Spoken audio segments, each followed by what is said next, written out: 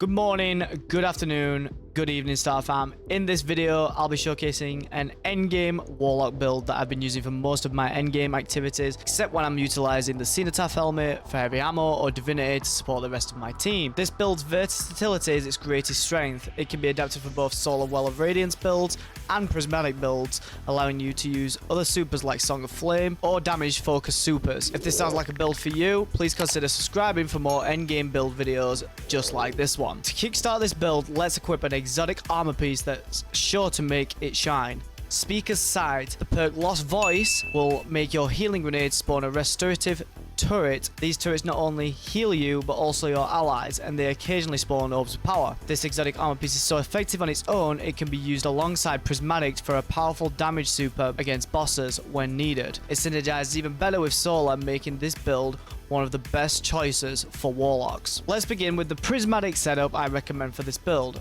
I strongly suggest choosing Nova Bomb as your super, as it synergizes with a specific fragment we'll discuss later. Nova Bomb also pairs effectively with the artifact mods like Expanding Abyss. Now, while I strive to incorporate artifact mods into my builds, they're fundamentally designed to function without any of them.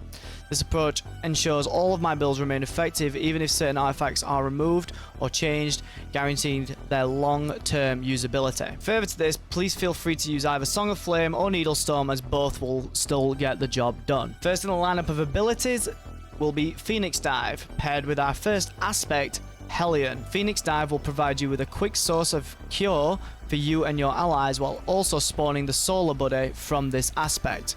Now, this Solar Buddy is way better than it looks. Not only does it add Scorch stacks, but the range on this thing is kind of nuts. The Solar Buddy, in my opinion, is definitely one of those abilities that looked really underwhelming but ended up being one of the best things to use in this setup. For the melee, I recommend using the Arcane Needle. This will provide you with a Darkness ability to help you charge up your Transcendent abilities. The Healing Grenade is crucial for this setup, as it synergizes with the exotic Speaker's Sight to create the restorative turret. Now, for the second aspect, Feed the Void. This allows you to get Devour for defeating targets with an ability. Also, Devour's effects are improved, granting you additional health and also grenade energy, which helps with healing grenade uptime. This setup provides us access to 5 distinct fragments, each offering unique benefits. Facet of Protection enhances resistance to incoming damage when surrounded, with increased effectiveness while transcendent. Facet of Dawn, powered melee hits to grant radiant to both you and nearby allies. Facet of Hope accelerates class ability regeneration when an elemental buff such as Restoration or Devour is active. Facet of Purpose, acquiring an orb of power gives an elemental buff corresponding to the damage type of the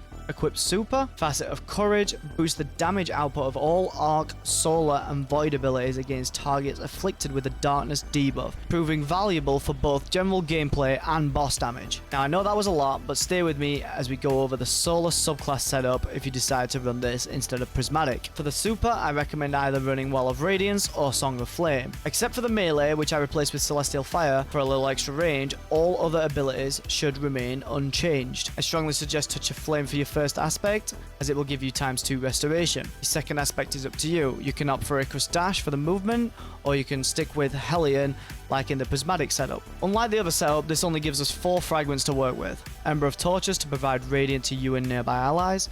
Ember of Solace to increase duration of your radiant and restoration effects. Ember of Empyrean to extend the duration of your restoration and radiant. And finally, Ember of Benevolence, which is a great increase on uptime of your grenade, melee, and class ability when applying restoration, cure, or radiant to your allies. This completes both subclass setups that you will need.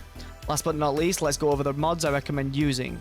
On the helmet, you should go with a Heavy Ammo Finder and a Heavy Ammo Scout for ammo generation for you and your teammates. Then close this out with a Siphon mod matching your primary weapon. To optimize your gauntlets, equip an Impact Induction mod to reduce your grenade cooldown when landing melee hits. Complement this with a Loader to match your primary weapon for fast reloads. For the chest piece, just prioritize Resist mods. On the boots, equip a Recuperation to replenish health when picking up an Orb of Power, Innovation to reduce your grenade cooldown when collecting an Orb of Power, a Scavenger mod that aligns with your heavy weapon, maximizing the amount of ammo you gain from picking up heavy bricks. Finally, the class item. I recommend using Double Powerful Attraction, which will allow you to pick up orbs around you when you use your class ability, then finish it off with a special finisher to help with generating special ammo for you and your team. Okay fam, I know that was a lot, but I really want to put some extra effort into these build videos for you. Any feedback you you have will be amazing. If you enjoyed the video, like the video. Also, I want to hear about some of the builds you've been working on in the final shape. Leave a comment below, let me know what they are, and I'll see you in the next one.